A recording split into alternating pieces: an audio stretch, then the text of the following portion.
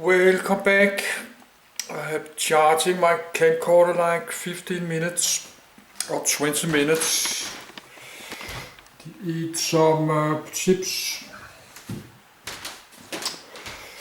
It's 9:15. Let's finish. I need to make a video on my language Danish. I not need to do, but I like to do it. Then I will upload and go to bed. I should have done that like 2 hours ago.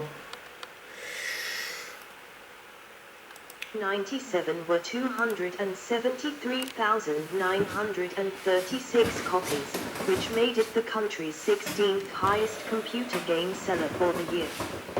In 1997, ID estimated that there may be as many as 5 million copies of Quake circulating.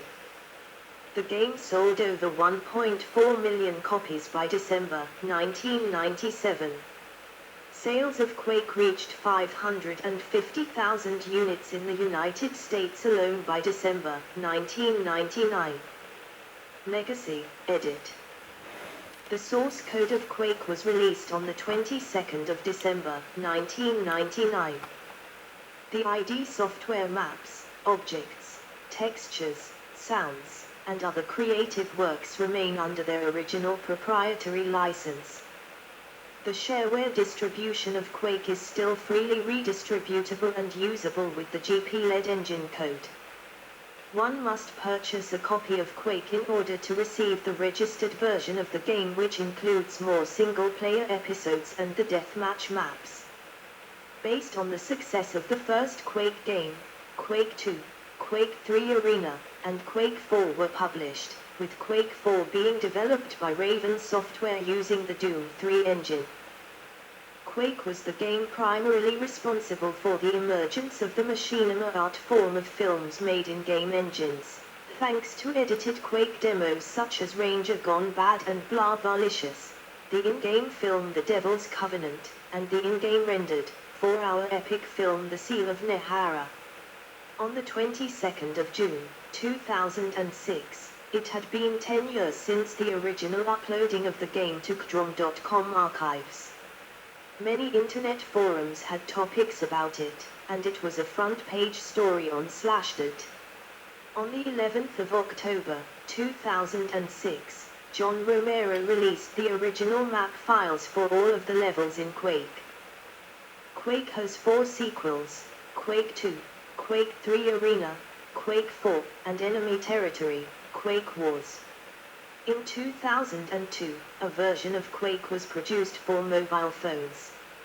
A copy of Quake was also released as a compilation in 2001, labeled Ultimate Quake, which included the original Quake, Quake 2, and Quake 3 Arena, which was published by Activision.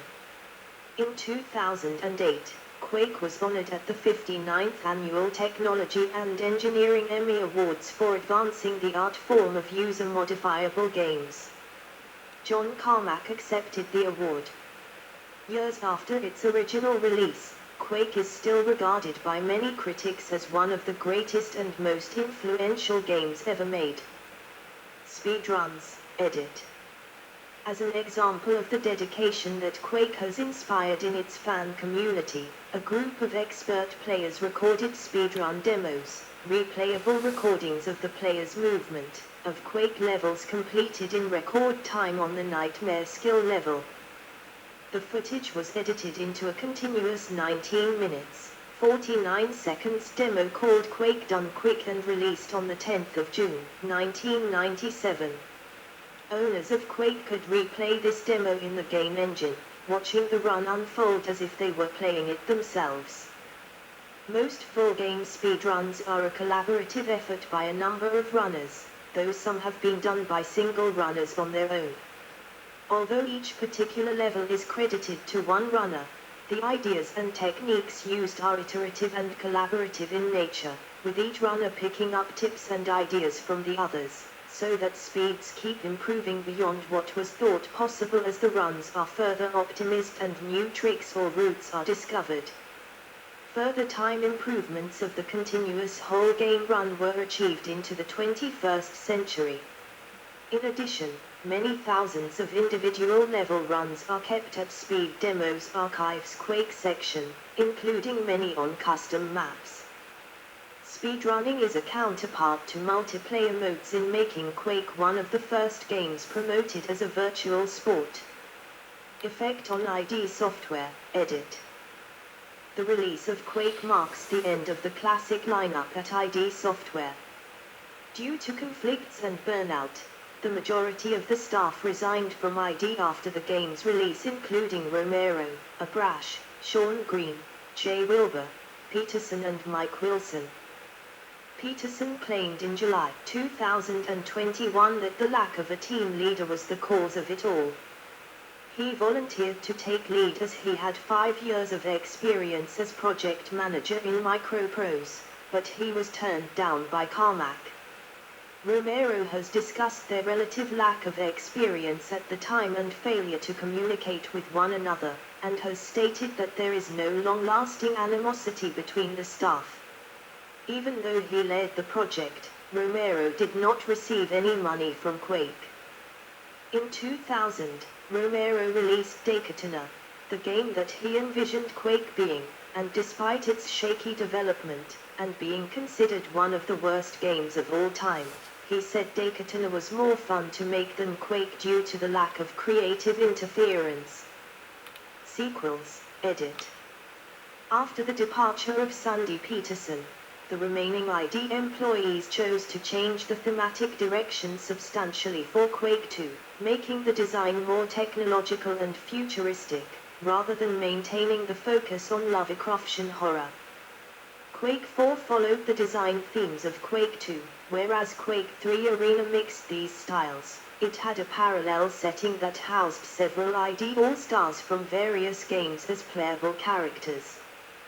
The mixed settings occurred because Quake 2 originally began as a separate product line. The ID designers fell back on the project's nickname of Quake 2 because the game's fast-paced, tactile feel felt closer to a Quake game than a new franchise. Since any sequel to the original Quake had already been vetoed, it became a way of continuing the series without continuing the storyline or setting of the first game. In June 2011, John Carmack made an offhand comment that ID Software was considering going back to the mixed-up Xhalhuish Quake 1 world and rebooting, in that direction. See also, Edit. One Diary of a Camper, a short film made in Quake. 2 Binary space partitioning, a technology used in Quake. Notes, Edit.